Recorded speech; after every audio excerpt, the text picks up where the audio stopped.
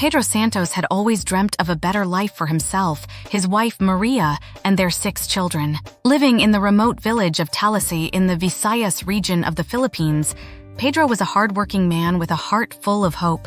Despite their dire circumstances, he believed that one day he could provide his family with the life they deserved. Every morning, as the rooster crowed and the first rays of sunlight kissed the humble bamboo walls of their home, Pedro would wake up with renewed determination.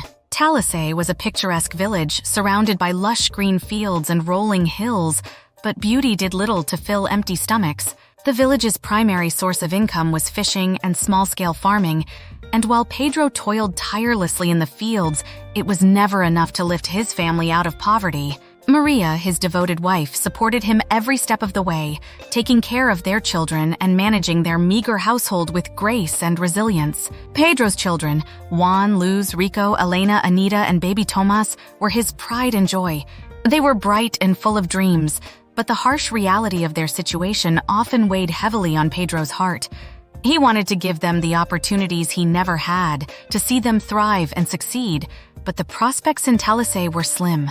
The thought of his children growing up to face the same struggles pained him deeply. One fateful day, as Pedro worked under the scorching sun, he overheard a conversation between 2 villagers about a man named Enrique who had managed to secure a job abroad. Enrique's story ignited a spark within Pedro. The idea of working overseas had always been a distant dream, but now it seemed like a tangible possibility. That evening, as the family gathered around a modest dinner of rice and dried fish, Pedro shared his thoughts with Maria.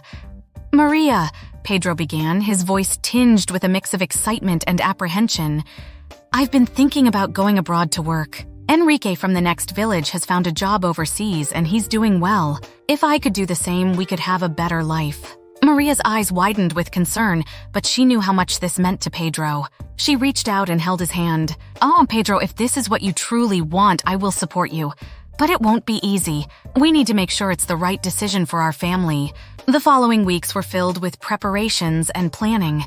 Pedro reached out to Enrique, who shared valuable information about the process and connected him with an agency that facilitated overseas employment. The agency, however, demanded a significant amount of money for the placement fees and travel expenses. Pedro was undeterred.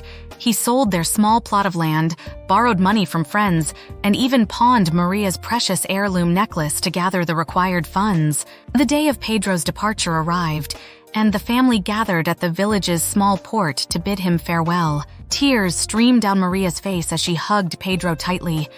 "Promise me you'll come back soon, Pedro. We'll be waiting for you." "I promise, Maria. I'll work hard and send money as soon as I can. We'll have a better life, I swear," Pedro reassured her, though a knot of anxiety tightened in his chest.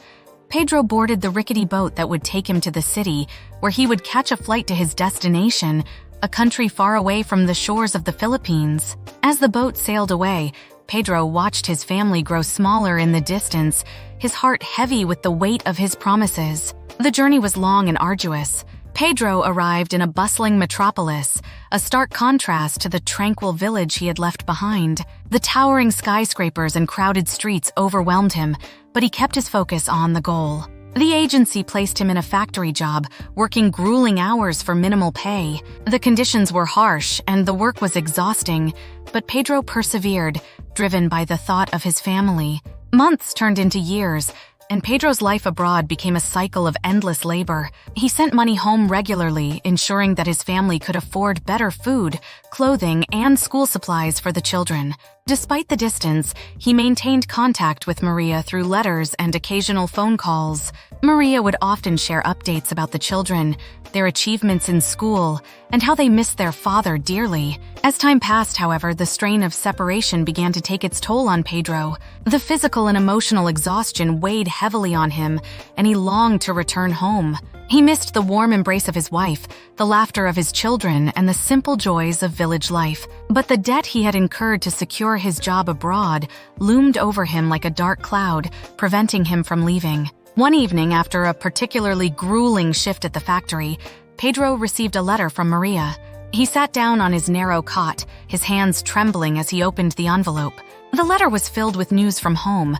Juan had graduated with honors, Luz had won a school competition, and baby Tomas was now walking. But there was also a plea, a desperate cry for help. "Pedro," Maria wrote, "we are facing difficult times again. The money you send is not enough. The prices of goods have risen, and the children need more than we can afford. Please come back soon. We need you." Pedro's heart ached as he read Maria's words. He had sacrificed so much, yet it never seemed to be enough. The weight of his failures pressed down on him, and he felt a profound sense of helplessness. He knew he had to do something, but the thought of returning home empty-handed was unbearable. Determined to find a way out of his predicament, Pedro took on additional jobs, working late into the night and sacrificing sleep to earn more money. His health began to deteriorate, and the once strong and resilient man became a shadow of his former self. The factory's harsh conditions took their toll, and Pedro found himself growing weaker with each passing day. One fateful night, as Pedro pushed through another exhausting shift, he collapsed on the factory floor. His coworkers rushed to his aid, but it was too late. Pedro's body had finally succumbed to the relentless strain. He was taken to a hospital where doctors tried to save him, but his condition was critical. Pedro lay in the sterile hospital bed, his thoughts consumed by his family. He had failed them, and the realization was unbearable. As Pedro's life slipped away, he whispered a final prayer. "Lord, please watch over my family. Give them strength and hope. Forgive me for not being able to fulfill my promises." Back in Talisay, Maria received the devastating news. The village mourned the loss of Pedro Santos, a man who had given everything for his family. Maria held her children close, tears streaming down her face as she tried to find the words to explain the unthinkable. The dream of a better life had been shattered, leaving behind a void that could never be filled.